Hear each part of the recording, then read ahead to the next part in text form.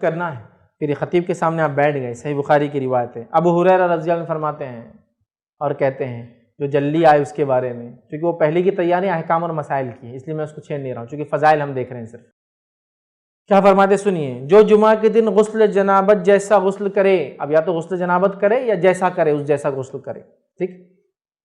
پھر پہلی ساعت میں مسجد میں آ جائے، ایک دم اول وقت میں مسجد میں آ جائے، تو جیسے اس نے ایک اونٹ کی قربانی اللہ کی راہ میں دی ہے، اور جو دوسری ساعت میں آئے گا گویا اس نے ایک جو ہے بیل کی قربانی بہرحال اس کے اندر دی، ٹھیک ہے، اور جو تیسری گھڑی میں آئے گا تو جیسے اس نے ایک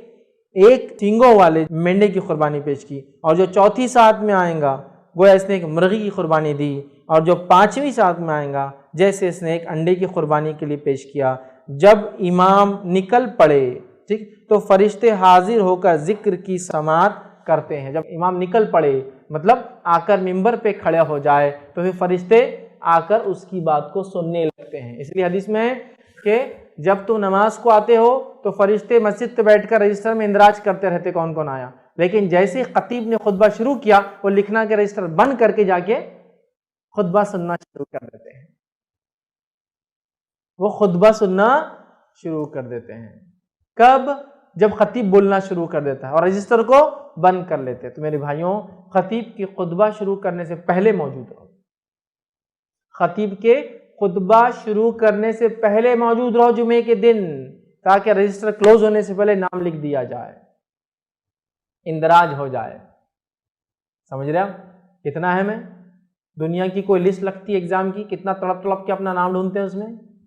یہ رجسٹر میں ہمارا نام ہو کہ ایوری جمعہ ایوری فرائیڈے فرشتے ہمارا نام لکھتے ہو۔ کب ہوگا وہ؟ خطیب کی خطبہ شروع کرنے سے پہلے مسجد پہنچنا۔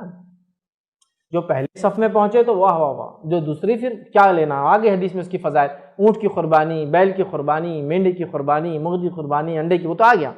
لیکن ابھی رجسٹر بند نہیں ہوا، ابھی خطیب آنے سے پہلے تک صفیں بھرتی رہتی ہے، مسجد پہلے بھرنا چاہیے۔ یہ کتنی افسوس صد افسوس بات ہے امت مسلمہ کے لیے، کتنا افضل دن دیا گیا اور اس دن بھی آخر میں ہم لیٹ جانا پسند کرتے ہیں، خطبہ شروع ہونے کے بعد جانا پسند کرتے ہیں۔ اور کچھ لوگوں کا تو عادت یہ ہے کہ وہ یہ الفاظ سنتے جب خطیب بولتا ہے، الگ الگ خطبوں کے الگ الگ خطیبوں کے الگ انداز ہوتے، خاتمے کے وہ خاتمے کا الفاظ سنتے رہے، امام صاحب یہ پڑھ رہے کیا، ان اللہ و ملائکتہ ختم ہو رہا، بھاگو، یہ ٹائم آ گیا اپنے آپ مسجد میں گھسنے کا،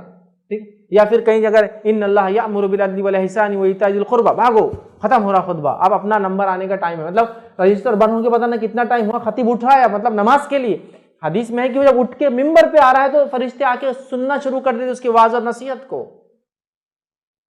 اور مسلمان بول رہا ہے فرشتوں تم ہی سن لو، تم کو ضرورت ہے اس کی، ہم کو کہاں ضرورت ہے، جن کے لیے ہے وہ نہیں سن رہے،